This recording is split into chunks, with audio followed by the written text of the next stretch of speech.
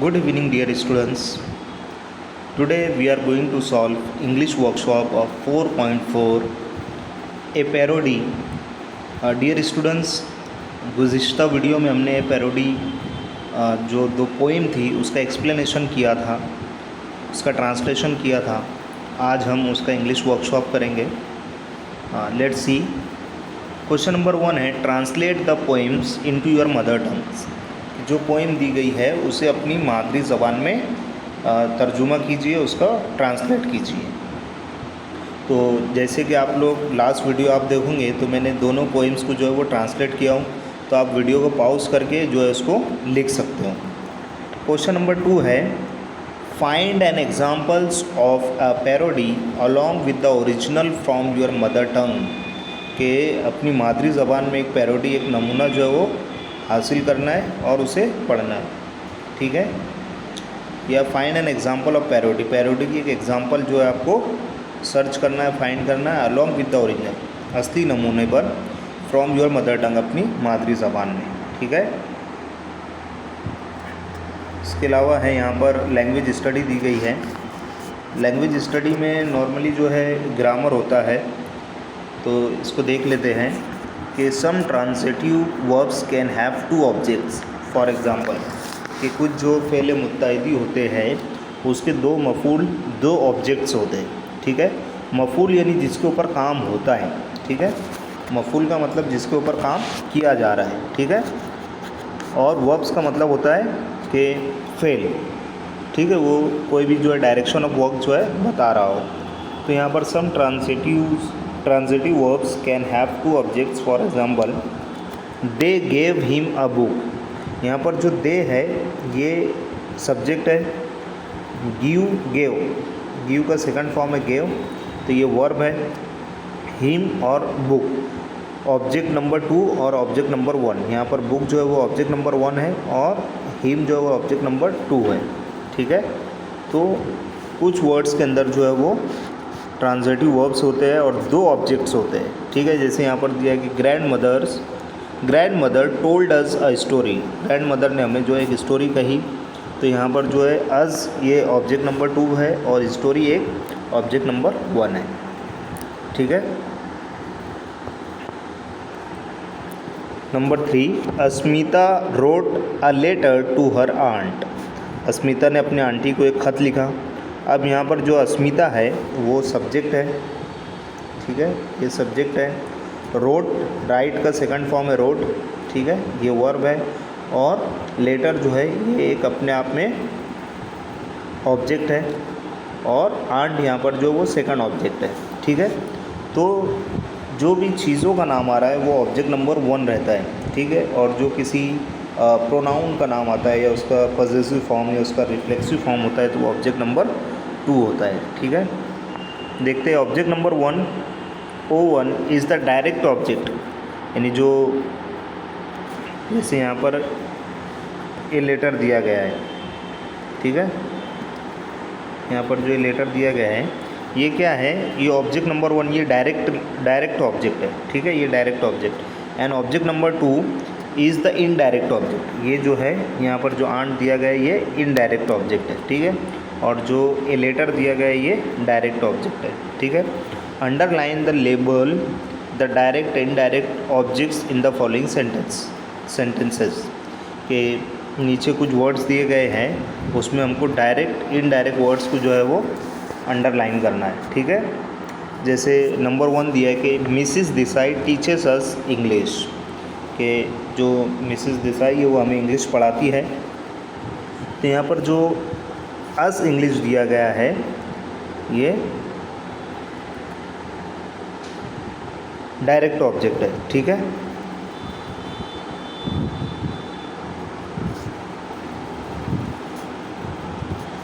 आगे देखते हैं।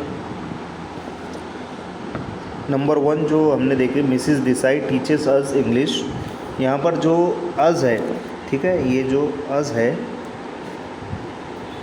अस ये इनडायरेक्ट ऑब्जेक्ट है, ठीक है। और इंग्लिश जो है ये डायरेक्ट ऑब्जेक्ट है, ठीक है। उसके बाद नंबर 2 है, he brought some water for the old man. उसने जो है बूढ़े आदमी के लिए कुछ पानी लाया। He brought some water for the old man. अब यहाँ पर जो सम वाटर है वो डायरेक्ट ऑब्जेक्ट है। यहाँ पर जो सम वाटर दिया गया है, सम वाटर, ये डायरेक्ट ऑब्जेक्ट है, ठीक है, फॉर द ओल्ड मैन। और जो द ओल्ड मैन है, द ओल्ड मैन, ये क्या है, इनडायरेक्ट ऑब्जेक्ट है, ठीक है, इनडायरेक्ट ऑब्जेक्ट है,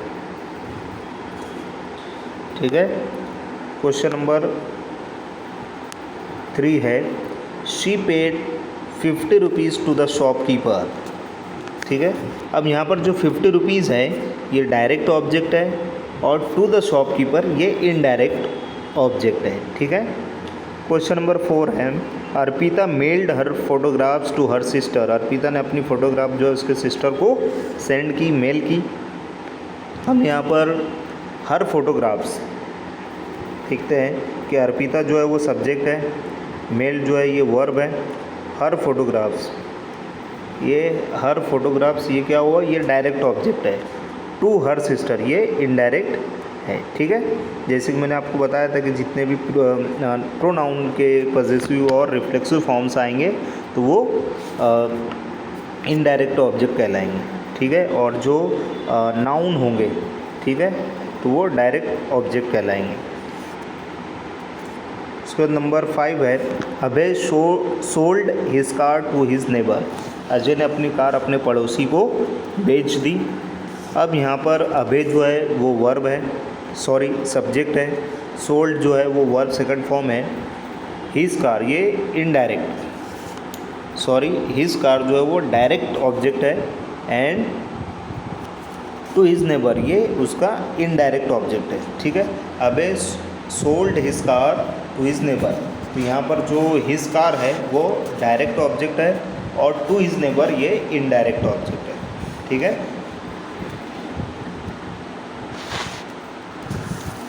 रीड द फॉलोइंग सेंटेंसेस, यहाँ पर पढ़ना है जो नीचे दिए गए सेंटेंसेस है। बर्ड्स फ्लाई, परिंदे उड़ते हैं। द सॉसर ब्रॉक, सासर जो सॉसर होता है वो टूट गया। द वाटर बॉइल्ड, पानी गर्म हो गया। वी फ्लाई काइट्स, हम पतंग उड़ाते हैं। Neha Brock the saucer, Neha ने सॉसर तोड़ दी। शी बॉइल्ड द वाटर, और उसने पानी गर्म की। From these sentences we learn that the same verb can be intransitive in some sentence but transitive in some other sentence। यहाँ पर हमने ये सीखा कि कुछ सेंटेंस में जो वर्ब है वो ट्रांजिटिव होता है और कुछ सेंटेंस में इंट्रांजिटिव होता है, ठीक है।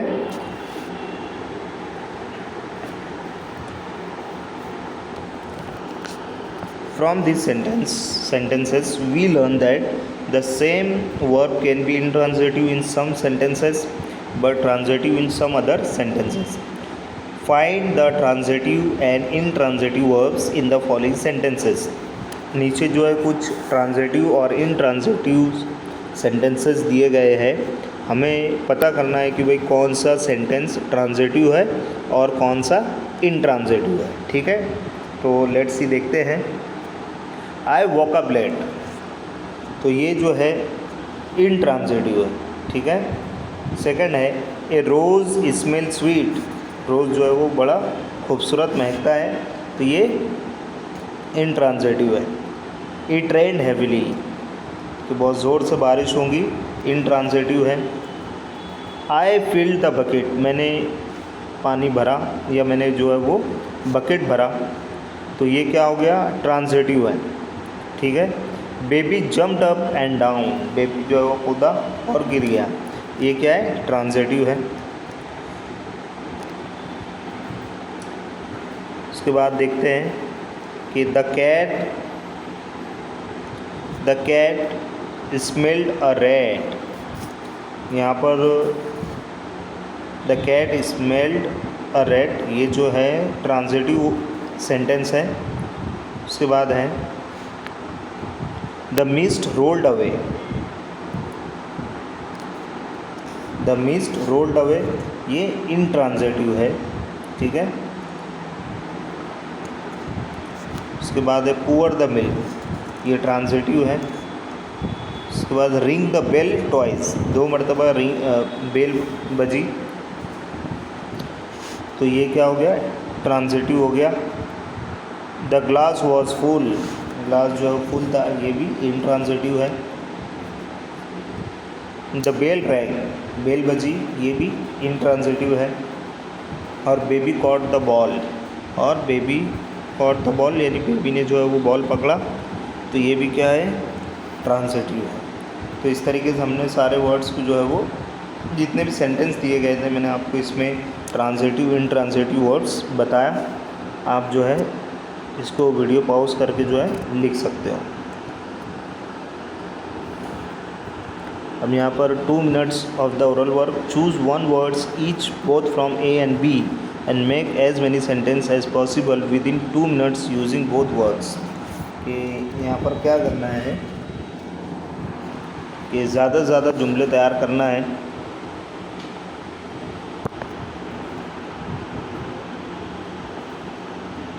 जो choose 1 word each both from A and B, makes as many sentences as possible within 2 minutes using both words. के ए और बी में एक एक लफ्ज़ जो है वो मुंतखब कीजिए और दोनों अल्फाज का इस्तेमाल करके ज़्यादा से ज़्यादा जुमले तैयार कीजिए। ठीक है, जैसे हमको जो वर्ड्स का इंतखाब करके हमको जो है सेंटेंस बनाना है। ठीक है, देखते हैं। गिव, यहाँ पर जो कॉलम ए है उसमें दिया है give, pay, show, sell, teach, send, read, tell. और ये कॉलम बी है, इसमें दिया me, you, her, him, us, them, it, Asmita. ठीक है, तो यहाँ पर जैसे मैं आपको एक बना के बताता हूँ। He will give me his bat, यहाँ पर गिव आ गया, he will give me his bat, वो मुझे अपनी बैट देगा। ठीक है, उसके बाद है she will show her pictures, she will show her pictures. यहाँ पर शो जो है वर्ड्स हमने इस्तेमाल किए। He can teach us maths, वो हमें मैथ्स पढ़ा सकता है, तो यहाँ पर हमने ये टीच का इस्तेमाल किए। दे विल रीड इट, वो सब ये पढ़ सकते हैं, यहाँ पर हमने रीड का इस्तेमाल किए। ये वर्ब है। ठीक है, you can pay me tomorrow, तुम मुझे कल जो है वो दे सकते हो। They will sell the house to them, ठीक है, वो जो है घर को बेच सकते हैं। यहाँ पर जो देम का इस्तेमाल हम कर रहे हैं। We can send them a message, ये देखिए यहाँ पर सेंड, कि हम उन्हें मैसेज भेज सकते हैं। वी शल टेल अस्मिता, यहाँ टेल और ये अस्मिता। ठीक है, ट्रांसलेटिव ट्रांसलेटिव दोनों आ गया, तो हम जो है वो अस्मिता को वी शल टेल अस्मिता, हम अस्मिता को कह सकते हैं। तो ये था हमारा इंग्लिश वर्कशॉप ए पैरोडी का। नेक्स्ट वीडियो में हम जो है 4.5 देखेंगे। Thank you very much. I hope आपको ये समझ में आया हो।